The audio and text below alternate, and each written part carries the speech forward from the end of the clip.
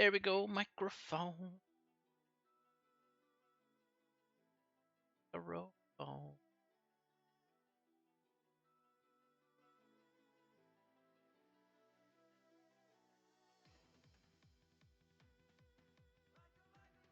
Oh, wait. This way? Hey, Khadija, how are you?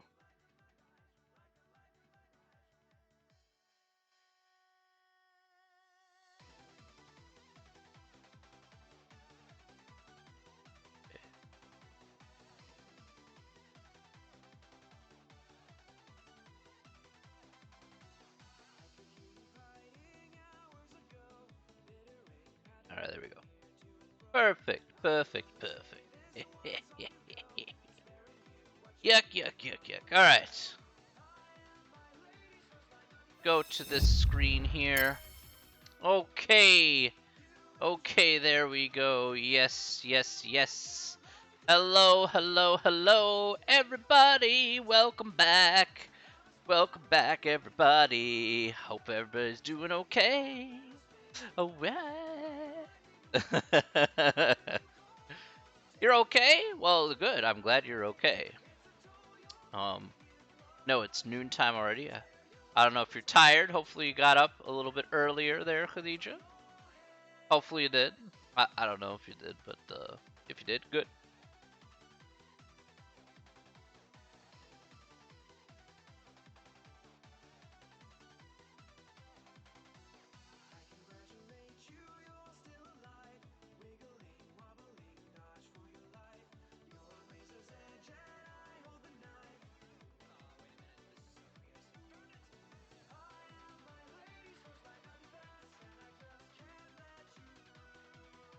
Oh man, so tired.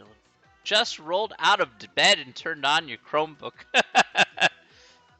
Just rolled out of bed. Now see, this time I think today the stream is going to work.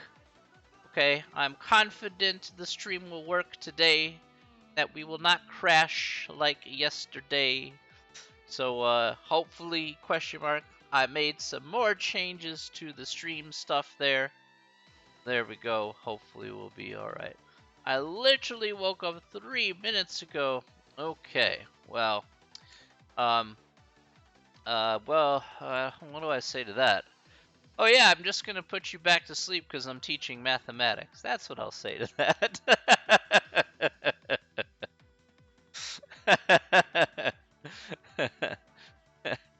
Why'd you wake up? I want to watch math. Ah, bro.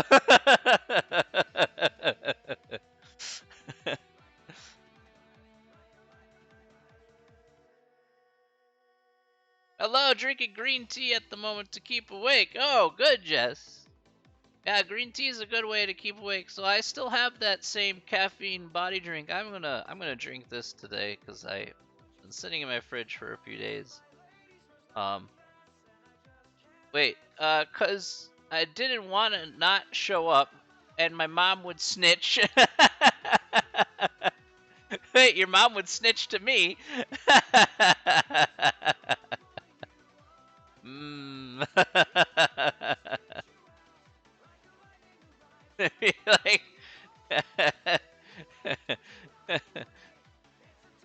she'd be like, Minnie Minty didn't make it to class today. That's what she'd tell me.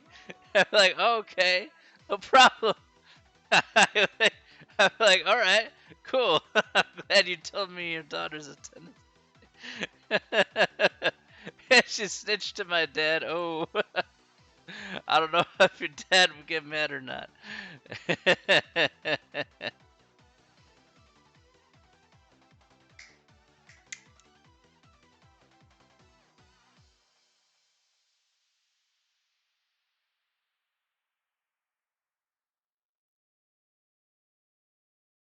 Oh, that's pretty good.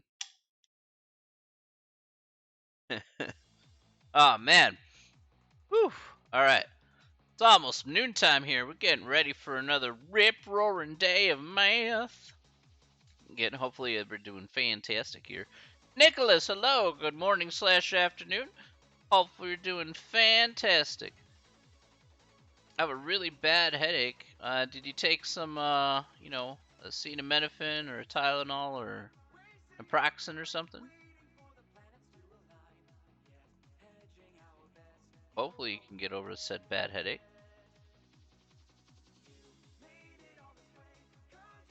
I've been cutting a cardboard box all day. I don't know what to tell you there. Okay? I think you need to go on that walk, Golmash.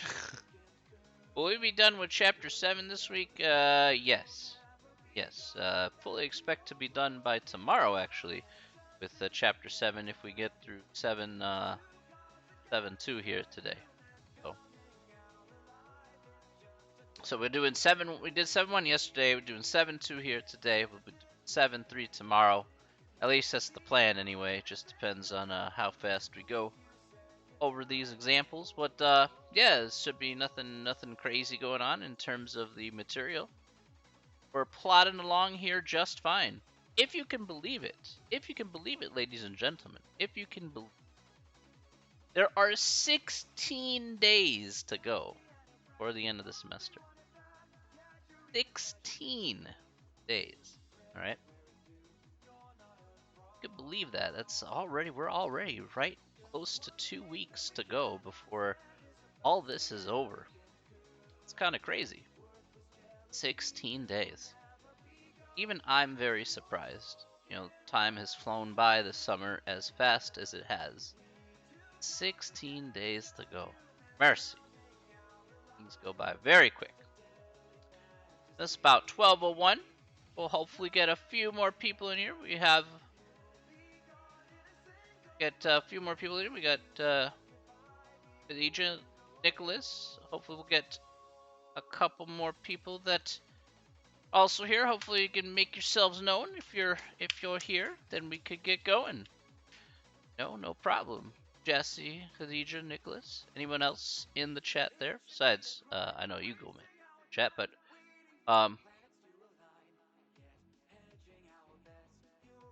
everybody's doing fantastic, and then I'll get going here. I said, I'll be here, but I'll likely be quiet for today. Oh, okay. Totally understand. But good afternoon / morning to you.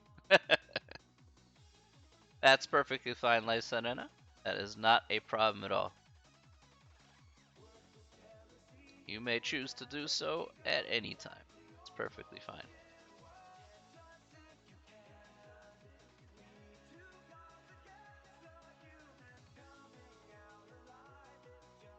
All right. I get started here in just a minute.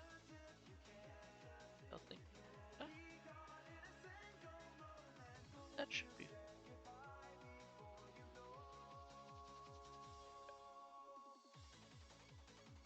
Good stuff, everybody.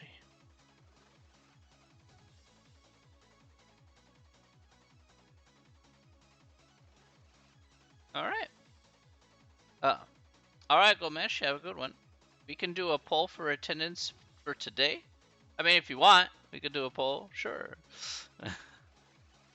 Are you here? Yes and no. There. That's the easiest attendance poll I think I'll. Sun is finally out by me today. Not cloudy finally. Oh, that's good. That's good, Nicholas.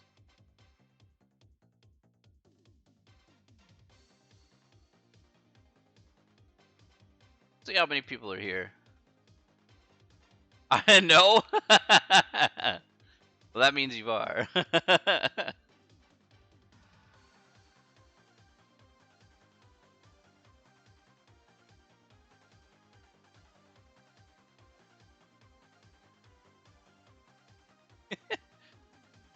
Now this is like the simplest attendance I could ever do. Are you here? Yeah, I got 6 people. I mean, 6 people works for me. I mean, I could vote for myself. I could vote and say yes for myself since I'm attending. Technically, that's kind of true. All right, so we got at least 6 attending. All right. You enjoyed the day, Nicholas, once we're done here today. All right, let's do some intros. Let's get started here. Let's make it moving. All right, let's do this, ladies and gentlemen. Let's do this. Okay, let's get started today. Welcome back to Tuesday. All right, so we're gonna pick up where we left off last time. Last time, we did the first type of conic section here, which was ellipses. Right, we looked at how to graph ellipses, how to find the equation of ellipse. Again, looked at properties in regards to that. You know, talking about foci and all that jazz. All right, so today we're looking at the second type of conic section here, which are hyperbolas. Okay, so hyperbolas here are going to be our guy that we are going to talk about here today. All right, so let's go to the big board here. All right. Okay, so let's go to the big board here and let's talk about hyperbolas. Perfect. All right, so what you see here is from the last handout, and this was question number 1 here. Hey, Zombie, how you doing, my friend? You doing good? Zombie, my dude, how you been? Alright, so we're gonna talk about hyperbolas today. And so, as you see here on the page from the last handout, this was the second half of the handout here, which started from question 1 again. It asks, what are the standard equations of a hyperbola? And there, of course, I made a little chart here. We're going to talk about that chart here in greater detail. The important thing is that it looks very similar to that of an ellipse. Okay, the biggest differences here are we have a minus sign in the middle as opposed to an ellipse being a plus. All right, and we do have major and minor vertices, but it is going to look a little bit different. We'll talk about this here in just a moment. We also have, again, we have a major axis just as before. Okay, again, the important part here about hyperbolas is that the major axis is always the letter that comes first in the form of the hyperbolas. So if x comes first, that's your major axis. If y comes first, that's your major axis. Okay, so notice that a and b here are not as relevant as they were in ellipses where a had to be bigger than b.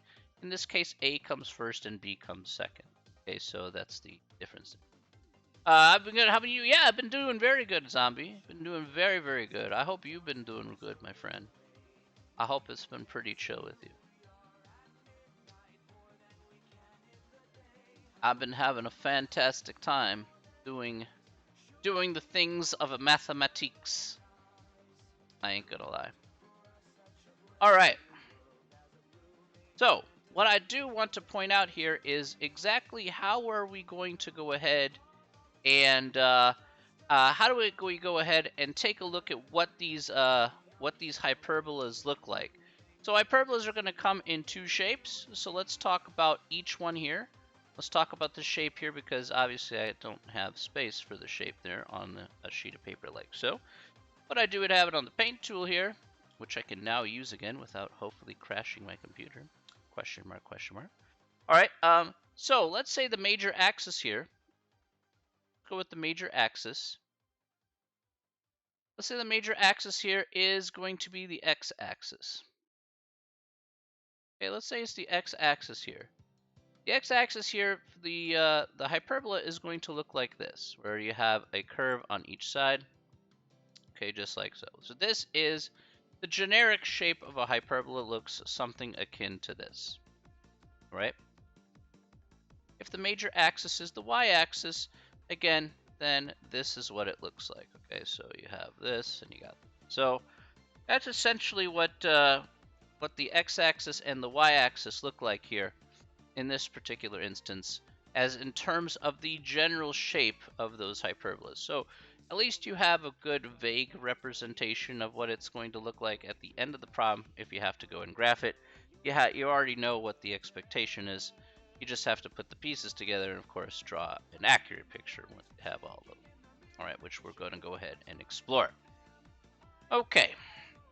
Now, a few other things here to point out that you can see here on the left is, of course, we have a center for each hyperbola. Again, that's going to be the same h comma k that we have there from before.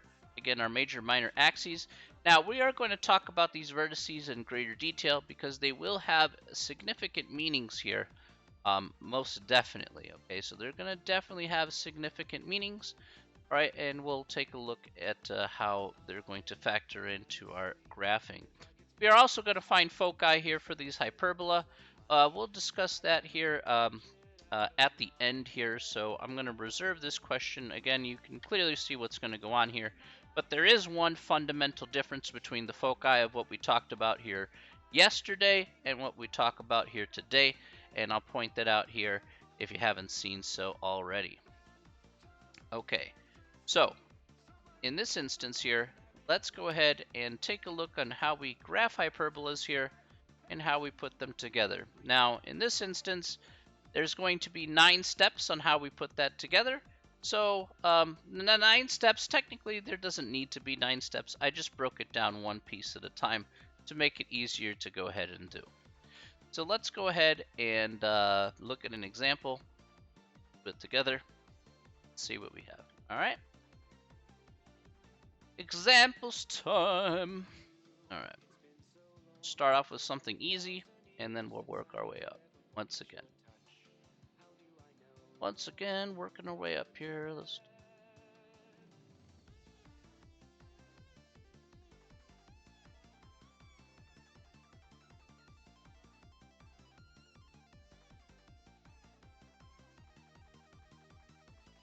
Okay, so here you have x squared over 16 minus y squared over 25 is equal to 1. All right, so let's go ahead and go through the process here and see how this works. All right, step 1. First, write the equation in the standard form by factoring, dividing, or completing the square. So just like what we did last time, again, if you can factor, divide, completing the square to put it in the standard form, then that's what you're going to do here. In this case, they already give it to us here, so that checks out. Fine. All right. Step 2. Find the center h and k. All right, guys, can you tell me what's the center of this hyperbola? What's the center of this hyperbola? What do you guys think?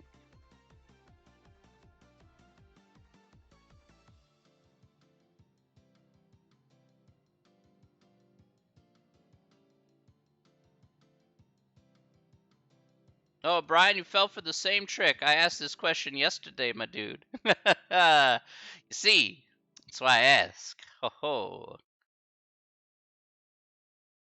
Same question as yesterday, my friend. I know. But that's why I ask again. That's why I ask again. You got to make sure you cover, make sure we don't make those same mistakes. We cover our bases. That's just perfectly fine if you got it wrong. That's why I'm just making sure that you stay on top of it, okay? Don't feel bad. It's just a matter of, hey, giving you that friendly reminder.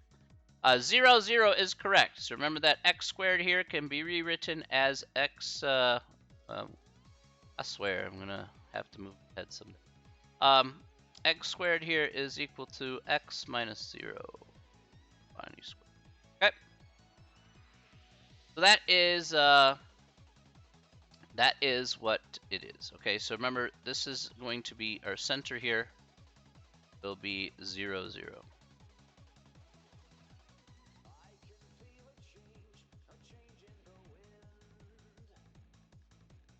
All right. Good stuff. Okay. All right. Let's go to step 3 here. All right. Step 3 says identify A and B. So can you guys tell me what is A and what is B? Now, in this case, however, I am going to point one thing out here before we identify A and B. A is just the number that comes first, and B is just the number that comes second. So in this case here, A does not have to be bigger than B, okay? That's not how it's going to work for hyperbolas. Again, one of the big key differences between the ellipses and hyperbolas is that A is the number that comes first, and B is just the number that comes second. That's it. Okay, so what you see is what you get, is essentially what it is. A is 16 and B is 25. Very interesting, both of you, Nicholas and Bernice. let's take a look here back at our form. I want you to take a look at that carefully there. Is that what A and B should be? Is A 16 and B 25? Look carefully at the standard form there, you guys. It's just like what we did here yesterday. Yeah, just what we did here yesterday. Okay. Like I said, there's a lot of similarities to what we did here yesterday and what we're doing here today. One of the things is to rewrite these equations here. 16 is 4 squared, and 25 is going to be written as 5 squared.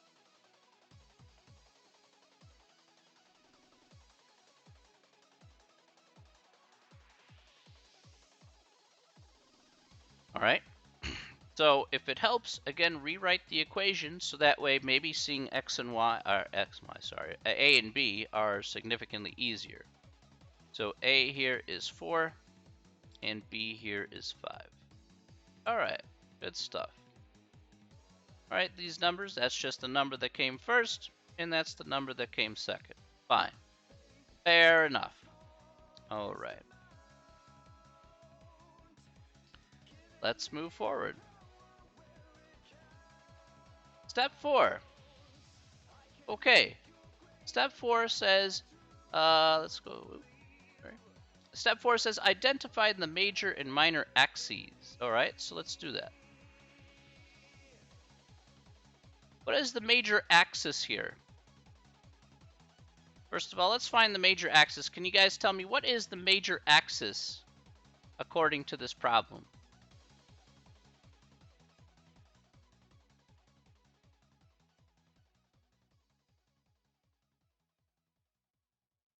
What is the major axis according to this problem? There's only 2 choices.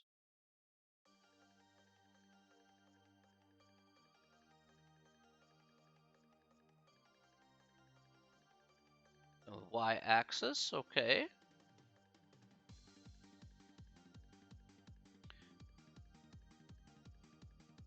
All right. So, good thing I asked this question here. I want you to just take a look at this important note I put down here. Again, if you're not sure, just take a screenshot of this particular guy. But the important note here, I put this note here just for this particular question. The major axis is always the letter that comes first, okay? So it's not where the biggest number is underneath. It's the letter that actually comes first. So one of the biggest differences is that in ellipses, the bigger number, wherever the bigger number was under, that letter was the major axis. That was true for ellipses. For hyperbolas, the second biggest difference is that it always comes down to which letter comes first in the equation. Well, in this case, the letter that comes first in this equation is x. All right, so it's always for hyperbolas here. That's one of the other differences, is that the x-axis is actually going to be your major axis here in this case. Okay.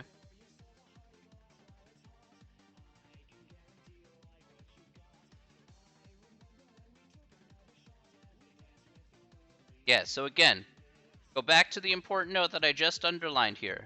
Make sure this is in your notes because this is going to be a big deal here, especially for how we're going to graph this here. All right. So this note here I put on purpose because I know that this reduces the amount of confusion. Letter you see first is going to be major axis. That's how it's going to roll. All right.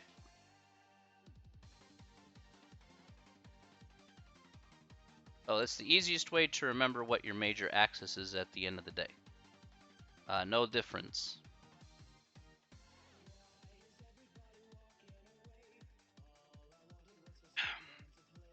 All right. Now, let's go ahead and do the minor axis. All right, so minor axis here, of course, by default has to be the y-axis. So that part there, not too hard. Just takes a, little, just by default there. That's perfectly fine. Okay. So let's do that. Okay. That is step number 5. All right. Okay. Now, let's do that step 4. Sorry, let's do step 5. To find the major and minor vertices. All right, so let's find the major and minor vertices here. So let's expand this canvas a bit, and we are going to need to find these major and minor vertices.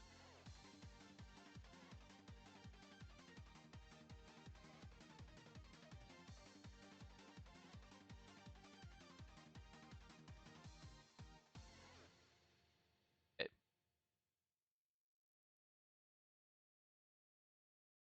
Breaking news? Breaking news? Go ahead, my friend.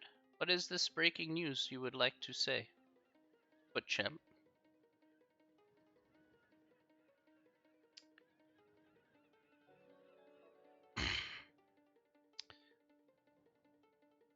All right. But champ's here. That's the breaking news. All right, let's talk about the major vertices here. Now, major vertices, I want you to take a look here at how you can find the major vertices. Look carefully at the major vertices here depending on which form that you have. Okay? H minus A and H plus A. Like if you have X coming first, then you add A to the X coordinate and you add B to the Y coordinate. Okay, starting from the center, of course. You add A to the Y coordinate if Y comes first, and you add B to the X coordinate if X comes second. So again, basically, you no matter what A and B are, okay, it doesn't really matter. What matters is that what you're adding A and B to, which coordinate. In this case, notice that 4 is underneath X, so all we're going to do here is we're going to add 4, starting from 0, 0. So we're going to have 0 minus first there. 0 minus 4 comma 0 and 0 plus 4 comma 0.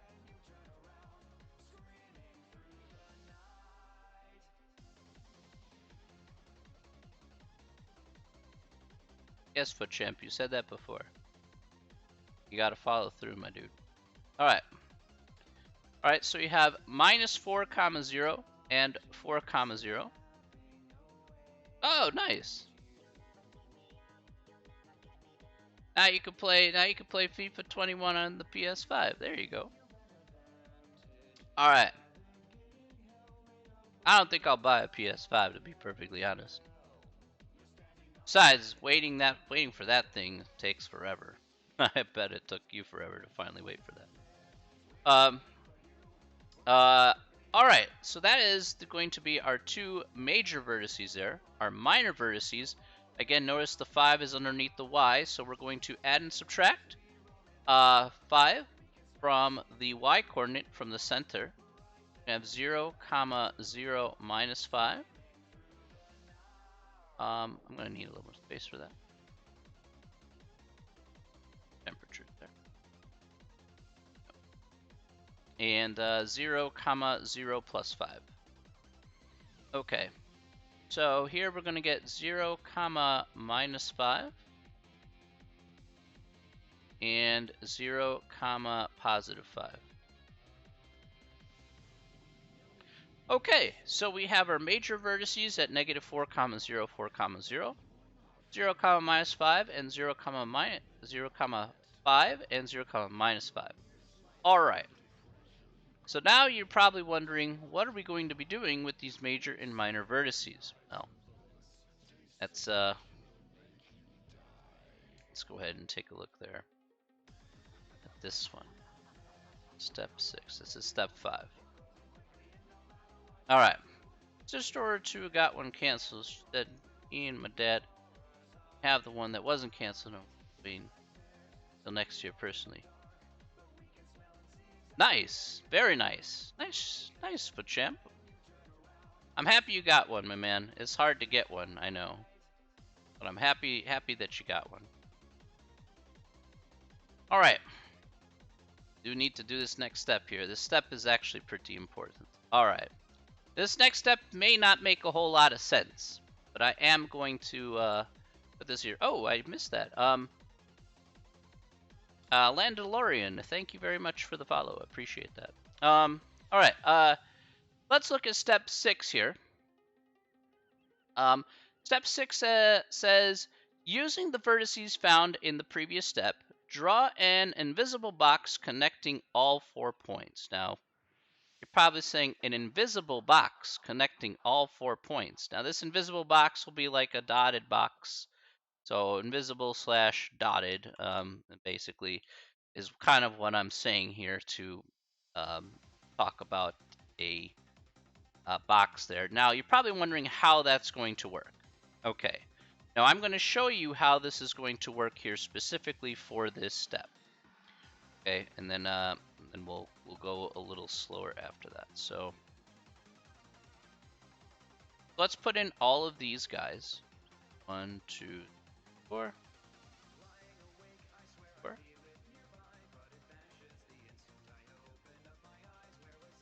Five. I'll mark these in purple actually. We have one vertex here. We have one vertex here. Again, we have one vertex up here and one vertex down here. Okay, these are what we have here. 260 quid each. It's pretty good. All right, so we're going to connect this into an invisible box. So I'm just going to make a dotted kind of rectangular box, just like so, with sharp corners. Okay.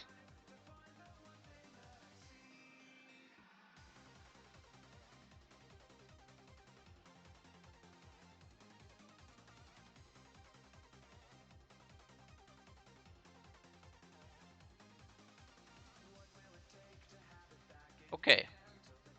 All right, so this is the invisible box that I'm referring to here in step number 6.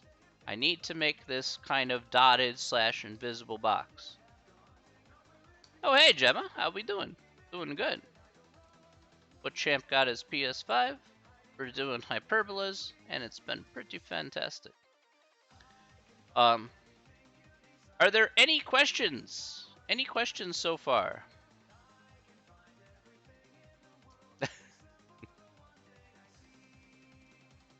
Hopefully that makes sense there about how we're putting that box here together.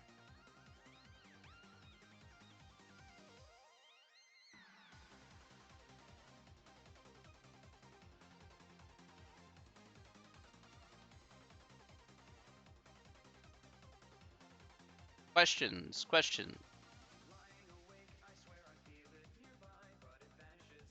Take care, Foot Champ. All right.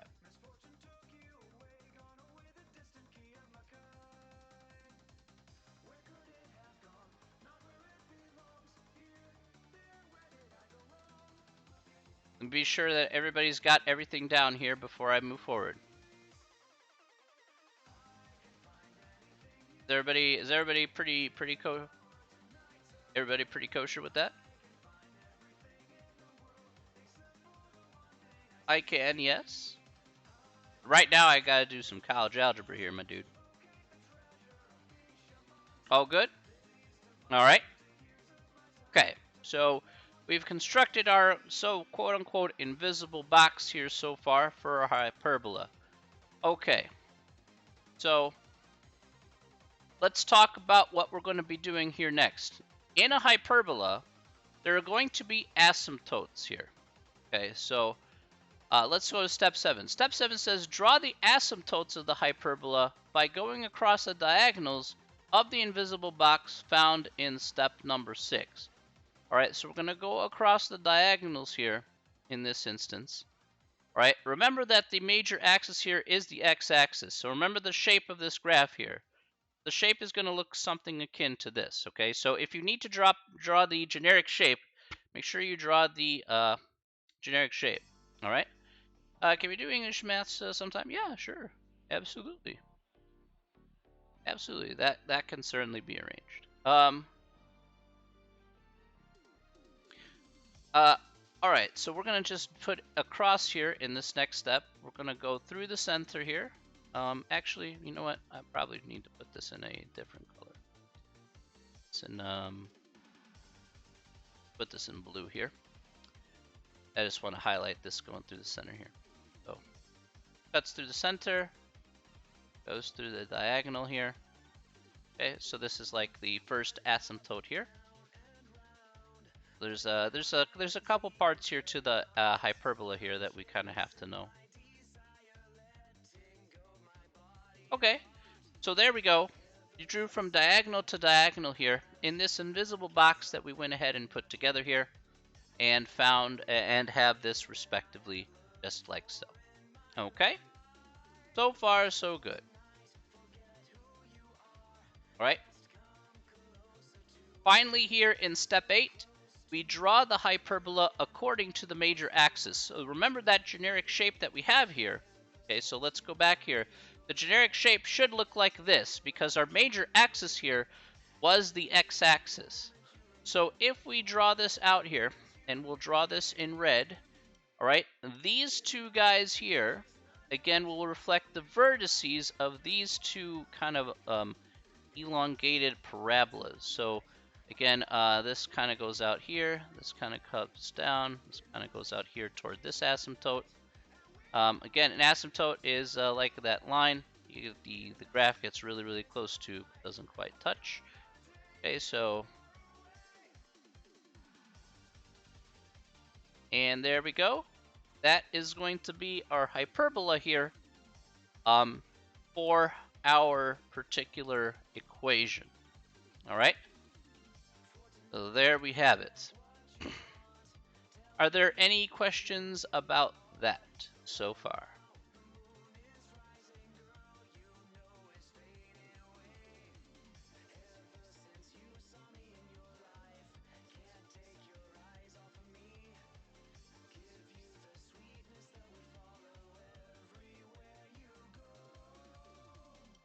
Have just a little bit more to go here because we need a few more bits of information, but you'll see how we're putting this together here.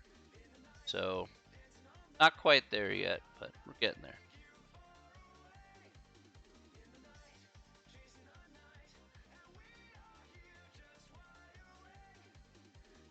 Are the points on the y-axis important at all for this step? That's a good question there, Nicholas. And the answer is no. We used what we did is we used the points on the minor vertices here. So like I know where the question's coming from, right? Because in the ellipse case, yeah, the minor vertices were helping shaping the graph. Like, yeah, I totally get that, right? Makes perfect sense to me. In this case, what we did use the minor vertices for in this instance was to draw that invisible box in order to establish what our asymptotes were, to see how far out that these hyperbolas, these parabolas stretch out. Okay, because some of them could be narrow, some of them could be really wide, like you have in this particular case here, Nicholas. So that's what we went ahead and did used those points for. Once we've established what that is, then they're no longer useful after that point. So that is just the purpose there for those guys.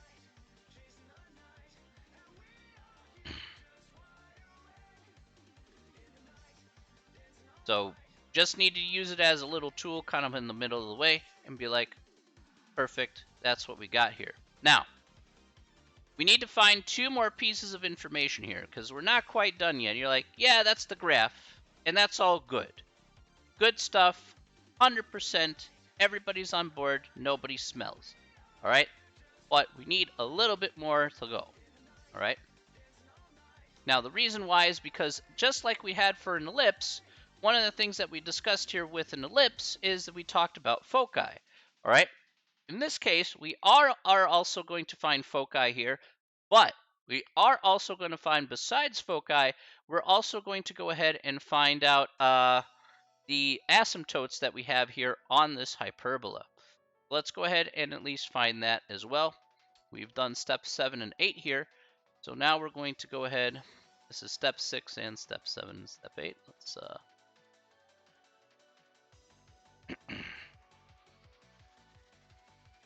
oh, not sure. Hang on a second, guys. What am I missing? Oh, that's why. Okay.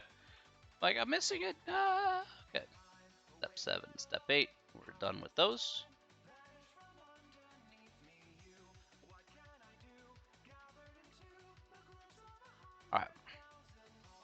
Now let's talk about step 9, and we'll talk about the asymptotes as well. Again, there's just a lot of explanation here, admittingly, so hence why it's taking some time. All right. So what are the foci here? Let's talk about the next. Let's talk about the question here. The second question on the handout here. How do we find the foci for a hyperbola? Now, one of the things we talked about here yesterday was when we talked about an ellipse, okay? And I can show you here. We found this letter C that we would go ahead and add and subtract from the center of the ellipse, okay? And that equation from last time was C is equal to the square root of a squared minus b squared. However, for a hyperbola, I want you to note the difference. The difference is that we now have C is equal to the square root of a squared plus b squared. Okay, so the key difference is that sign right there in the middle, is that C is going to be significantly different. So C here is the square root of a squared plus b squared. Okay. I just want to point that out because that is incredibly important in this instance.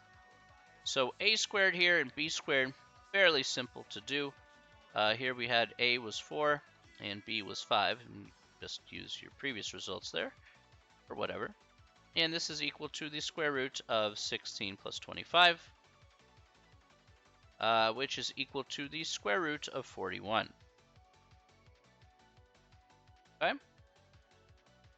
And notice what's going to happen here, all right? We have the square root of 41 here. That's perfectly fine. Again, it just follows through from the major axis that we established early on. And our major axis here is the x-axis in this particular example. So we're going to add and subtract the c value here from the x value in the vertex. Okay, so that's essentially what we're going to be doing here. So that's why it's h minus c, h plus c, comma k. If it's the y-axis, if y comes first instead of x, well, then you're just going to do that with the y-coordinate instead. Again, just like it was before, the foci should be inside of, say, the parabola here, instead of outside of the parabola, or again, as the last section, inside the ellipse and not outside of the ellipse. All right, so square root of 41 here. So let's check out our foci here. We're going to have 0 minus square root of 41, comma 0, and 0 plus the square root of 41, comma 0. Okay. So here we get negative square root of 41, comma 0.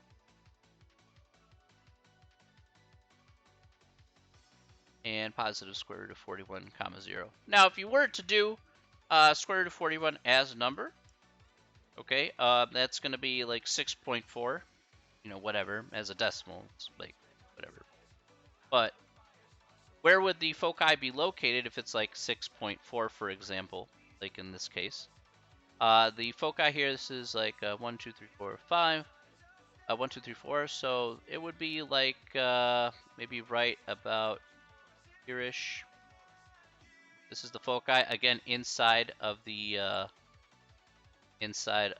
parabola here of each side, respectively. So the foci here is right here, and the foci here is right here. So again, inside each of those parabolas, and there you go. You know, you found the right answer there once you have it on the side.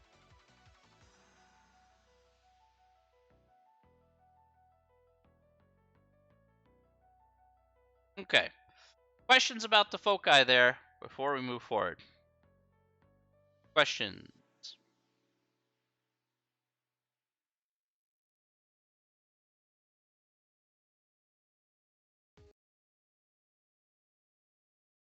I'll actually make this bigger.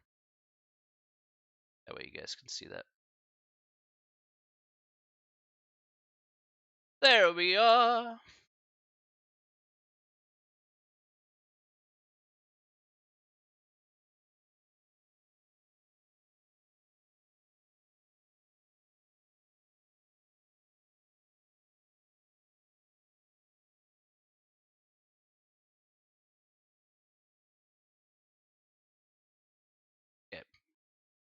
I just want to be sure that everybody's on the same page here. You know, we're okay, right?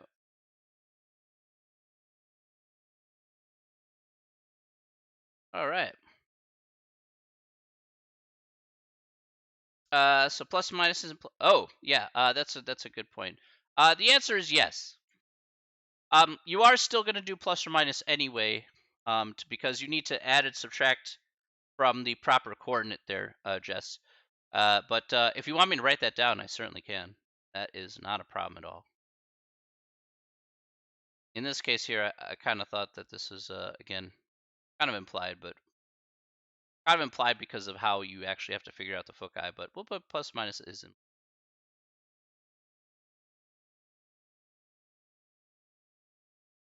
All right, so we'll do that there. Again, you're still going to be adding and subtracting that foci result, so you're only going to get two answers here at the end of the day.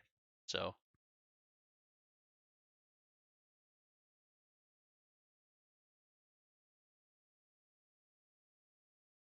no problem. I'm here to help. Ask whatever you like. You know how it rolls. It's always okay. Problem. First, this first example will just take a long time to do, and then we'll get to slightly tough. Okay. Yes. Any more questions before I move forward? We got one more thing to do for this problem. Probably like, really? I gotta do one more thing for this problem? Be like, yeah, you do. Yes, you do.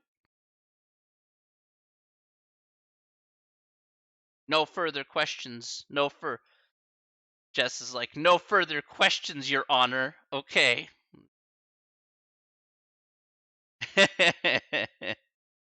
I'm on trial. All right.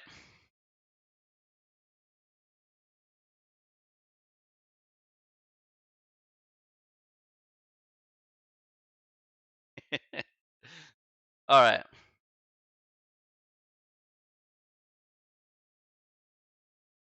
All right. Next. All right. So the last thing that we're going to do here specifically, for this particular problem, the last thing we're going to do here specifically for this problem is going to be talking about the asymptotes. Now, we did draw in the asymptotes on the graph. The asymptotes on the graph were these blue lines you see here, okay? From diagonal to diagonal. These represent the asymptotes of the hyperbola. Now, the question is, what are the equations of these two particular lines are going to be? You know, what exactly is that going to be there? Well, it turns out we have a formula that goes with this, and that is the last question here from this particular handout. Is how do we find equations of the asymptotes of the hyperbolas? Now, of course, once again, it's dependent on the major axis, whether it be the x-axis or the y-axis. All right. So what I did is I put down a generic formula here first, and then we'll talk about those couple things right below it because they're important. But first and foremost here in the x-axis case, we have y minus k equals plus or minus b over a, x times x minus h. Or again, the y-axis case, y minus k is equal to plus or minus a over b times x minus h. Now, if you notice one thing about this here, this looks very similar to the point slope formula that we've done before. The only key difference here is the slope itself is predefined. It's predefined as either b over a, if it's the x-axis as our major axis, or a over b as if our major axis is the y-axis. Okay. Now, two important things that I am going to point out here, just as you see here written below. The first thing that I'm going to point out here is that we will find two asymptotes. That is a guarantee, okay, because we have plus or minus that particular slope. Fine. Get two asymptotes here, two equations, okay, for asymptotes. All right. And then the second note here is because it's like the point slope formula, you're going to need to go ahead and solve for y to find these equations. So I essentially gave you the generic version here, but you need to go ahead and solve for y for these particular equations, and then those will be your two respective asymptotes for that particular problem. Okay, so let's use this to our advantage.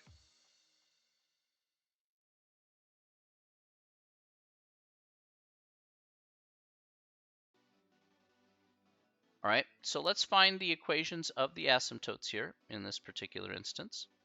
So the asymptotes here, again, we have our major axis was the x-axis in this particular instance. Again, our h and k, which is our center here, our h and k here was the center here, which was 0, 0. So we have y minus 0 equals, we have a here was 4 and b here was 5. So following the formula here, that'll be plus or minus b over a, so 5 over 4 times x minus 0. Okay, so here, all we need to do is just clean this up. So y minus 0 is just y. We get plus or minus 5 over 4 x. And x minus 0 doesn't do anything. This one here is pretty straightforward. Again, y is equal to 5 over 4x. That's one of the equations. And then the other one here is just its negative counterpart. Y is equal to negative 5 over 4x. And that's going to be the answer to our problem.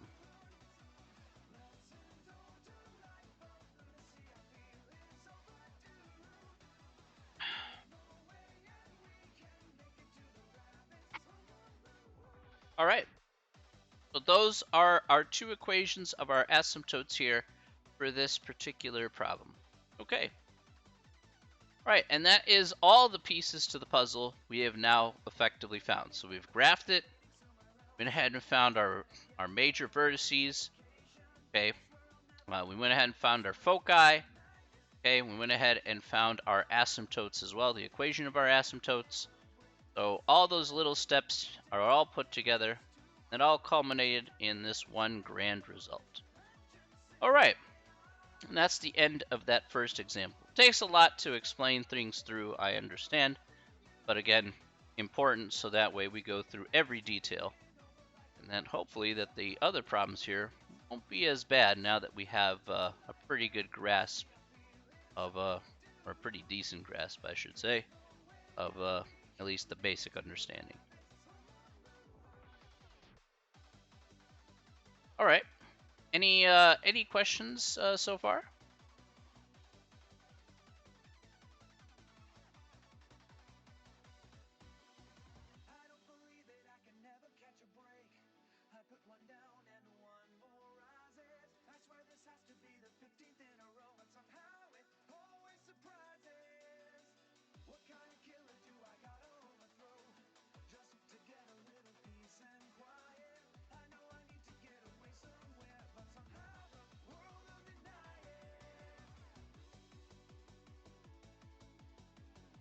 Yeah, sure, Fritz.